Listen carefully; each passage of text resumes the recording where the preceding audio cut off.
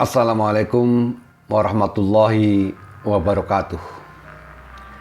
Alhamdulillah wa syukurillah la hawla wa la quwata illa billah asyhadu an la ilaha illallah wa asyhadu anna Muhammadar Rasulullah. Allahumma sholli ala sayyidina Muhammad wa ala ali sayyidina Muhammad fil alamina innaka Hamidum Majid. Amma ba'du. Saudaraku rahimakumullah. Dalam kesempatan kali ini saya ingin berbagi pengalaman yang pengalaman itu dialami oleh diri saya sendiri. Pada sekitar bulan Juli tahun 2019, lutut saya itu sakitnya bukan main, termasuk kalau untuk duduk iftiros, duduk dari sujud kemudian duduk sebentar, kemudian kita sujud lagi. Ketika duduk iftiras itulah, ya Allah, rasa nyeri di lutut kiri. Ini terjadi sekitar bulan Juli tahun 2019. Kemudian di tahun yang sama, sekitar bulan 10, ini tanggal 9 bulan Oktober 2019, saya datang ke Rumah Sakit Siaga Medika Banyumas. Rumah sakit ini rumah sakit besar di wilayah Banyumas yang dikelola oleh orang-orang Salafi. Dokternya juga banyak orang-orang Salafi. Ketika saya ke sana, saya direkomendasi dari klinik saya, Masitoh di Kroya. Kemudian saya datang ke sana. Saya diklaim oleh dokter saraf saya menderita atau diindikasikan dengan osteoartritis, yaitu satu sakit persendian karena adanya peradangan tulang rawan. Kemudian saya di rongsen yang hasilnya adalah ini. Nah, di sini di rongsen ini dilihat oleh dokter saraf, maka terlihat, saya melihat di komputernya, andaikan tulang lutut itu berbentuk begini. Nah, di sini ada menonjol sedikit kayak semacam duri, bukan duri tetapi tulang yang lancip bahasa Jawanya. Nah, itu mungkin yang mengakibatkan ketika mengadakan pergerakan, ya Allah, sakitnya bukan main. Mungkin bukan hanya saya yang diberi karunia rahmat sakit itu, tetapi mungkin juga bapak-bapak, saudara-saudara, ibu-ibu atau adik-adik yang pernah mengalami sakit sedemikian. Saya mengalaminya. Sakitnya bukan main. Kemudian saya diberi obat oleh dokter saraf tersebut untuk setengah bulan. Dokter saraf itu mengatakan ini tidak bisa menyembuhkan sakit osteoartritis, tetapi ini obat untuk menghilangkan rasa nyeri, kata dokter saraf tersebut. Setengah bulan saya berikut ke situ, saya direkomendasikan ke dokter tulang. Saya langsung datang ke dokter tulang. Dokternya Arab di Siaga Medika tersebut. Dokter, saya beri ini hasil dari rongsen, dilihat juga oleh dokter tulang. Dia menanyakan pada saya, Pak Omar kerjanya apa? Saya tukang bekam, Pak. Terapi bekam. Ketika mendengar saya sebagai terapi bekam, dokter itu tidak memberikan alternatif lain, tetapi menyuruh saya untuk lututnya senantiasa dibekam setiap seminggu sekali. Tentu saya sebagai seorang terapi bekam tidak ada masalah. Saya agak nyaut, agak paham untuk membekam di daerah lutut karena saya juga pernah melakukan bekam di daerah tersebut. Tetapi saat saya sakit, saya tidak terkonsentrasi ke sana karena saya belum terlalu percaya dengan adanya bekam sebagai pengobat rasa nyeri tersebut. Ketika dokter Arab itu menyarankan kepada saya untuk melakukan bekam, ya otomatis saya langsung saja sampai di rumah, lutut ini, maaf, ini saya bekami semua dengan bekam-bekam yang sesuai dengan SOP yang saya paham. Kemudian yang kanan juga termasuk titik-titik yang lain saya bekam. Di belakang juga saya bekam. Ketika dokter mengindikasikan saya terkena osteoartritis, yaitu adanya tulang rawan yang tidak normal, yaitu pada persendian lutut. Kemudian yang perlu saya sampaikan dalam kesempatan kali ini, apa sebetulnya manfaat dari bekam kepada osteoartritis. Jadi saudaraku rahimakumullah, bekam untuk konsentrasi osteoartritis adalah meningkatkan sirkulasi darah di pembuluh kapiler yang ada di dalam membran sinovial di dalam bahasa medisnya, di dalam membran sinovial, sehingga tidak terjadi peradangan atau fibrosis. Jadi dengan disedotnya darah kotor, darah yang bersih mengalir kepada daerah-daerah yang sudah kosong dengan darah kotor tersebut, yang menjadikan membran sinovial itu tidak terjadi pembengkakan atau peradangan, sehingga tidak terjadi fibrosis. Terjadi juga cairan sinovial tidak berkurang. Di sana ada istilah cairan sinovial yang mengakibatkan persendian itu menjadi licin, tidak terjadi gesekan antar permukaan. Jadi ada cairan sinovial di antara sendi yang satu dengan sendi yang lain. Ini terjadi karena adanya faktor pembekaman. Itu yang pertama. Kemudian yang kedua, bekam mengstimulasi produksi zat protaglikan yang mensuplai nutrisi ke tulang rawan. Jadi telah terjadinya pembekaman di antara dua tulang ini, maka terjadi stimulan produksi zat protaglikan yang mengurai nutrisi ke tulang rawan tersebut, sehingga mencegah kerusakan tulang rawan yang ada di antara. Itu dua di antara manfaat bekam, dan masih banyak manfaat bekam yang lain yang saya tidak sebutkan dalam kesempatan kali ini. Yang kedua, saya berpikir kalau sekedar bekam kemudian tidak ada suplai zat, maka ini pasti ada sesuatu yang kurang.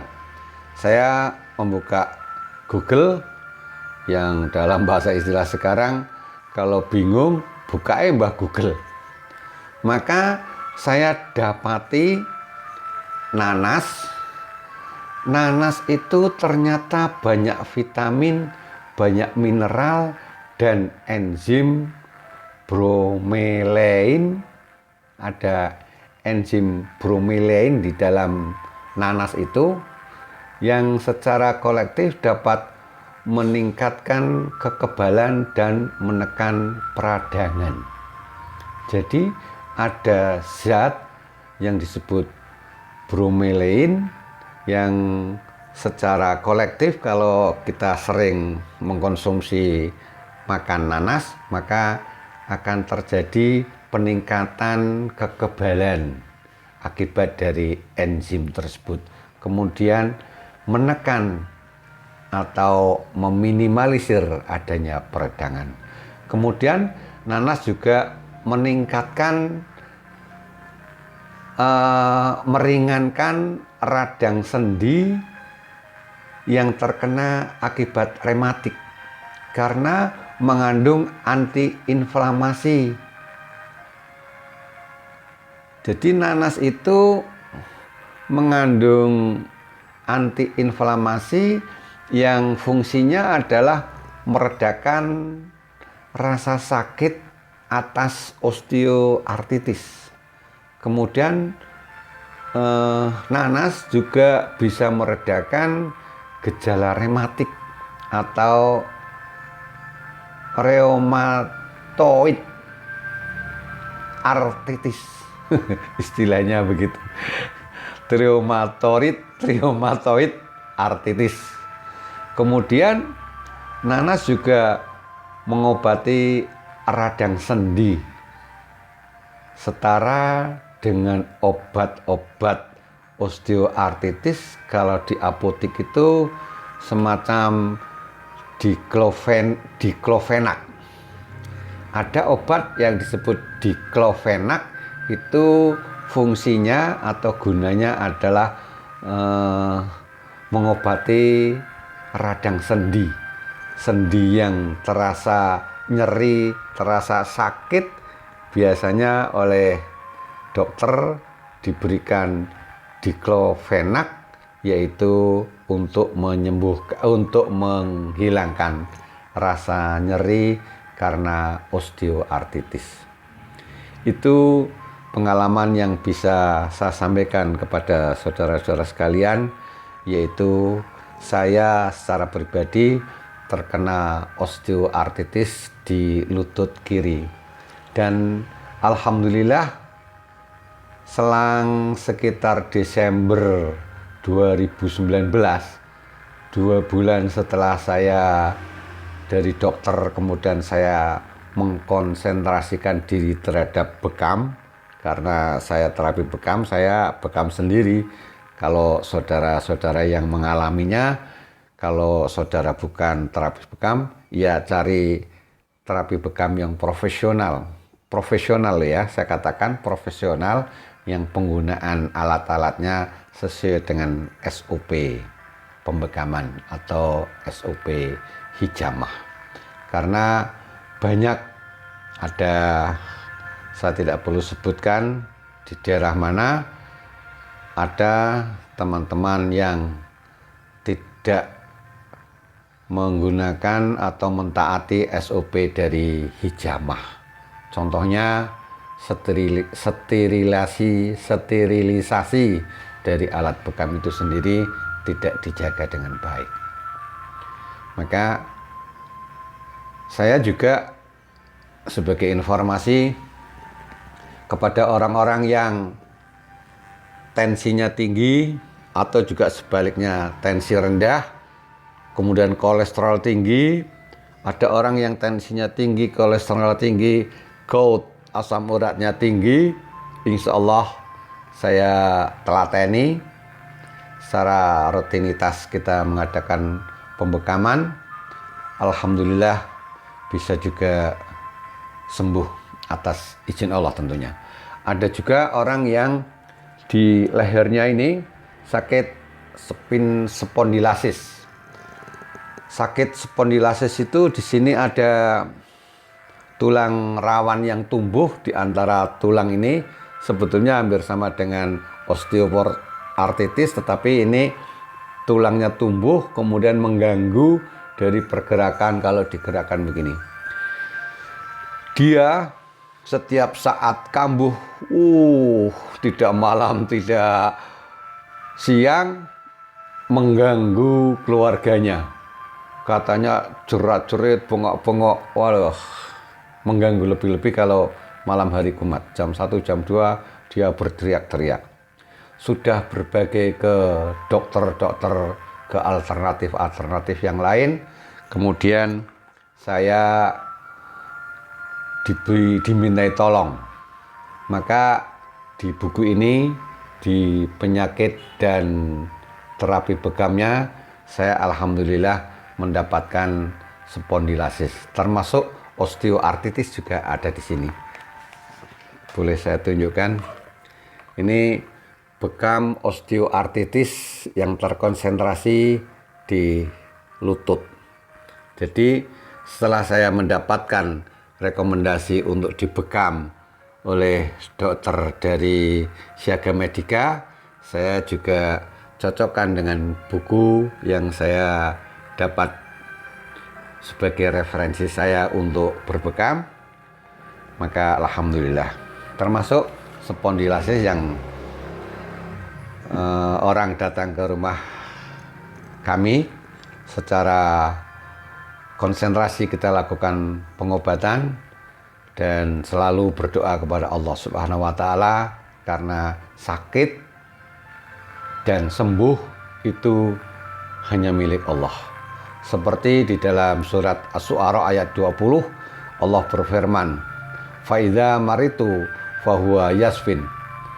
Walaupun ini sebetulnya adalah kata-kata Nabi Ibrahim ketika Nabi Ibrahim sakit, kemudian maksud saya ketika Nabi Ibrahim berdiskusi sama lawan agamanya, kemudian sampai beliau mengatakan, bahkan ketika aku sakit hanya Allah yang menyembuhkan. Nah itu di dalam surat Asy-Syu'ara dikatakan, faida maritu fahuwa yasfin. Apabila aku sakit, kata Ibrahim, Allah yang menyembuhkan. Di dalam kesimpulan ayat tersebut, saya juga sependapat bahwa sakit adalah dari Allah, penyembuhnya juga dari Allah.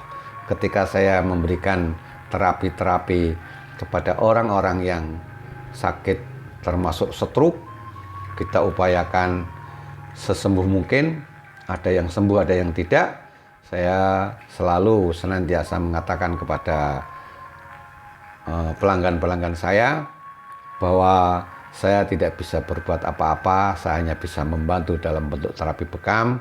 Semoga atas izin Allah, dan mari kita berdoa bersama-sama, semoga Allah memberikan sakit kita.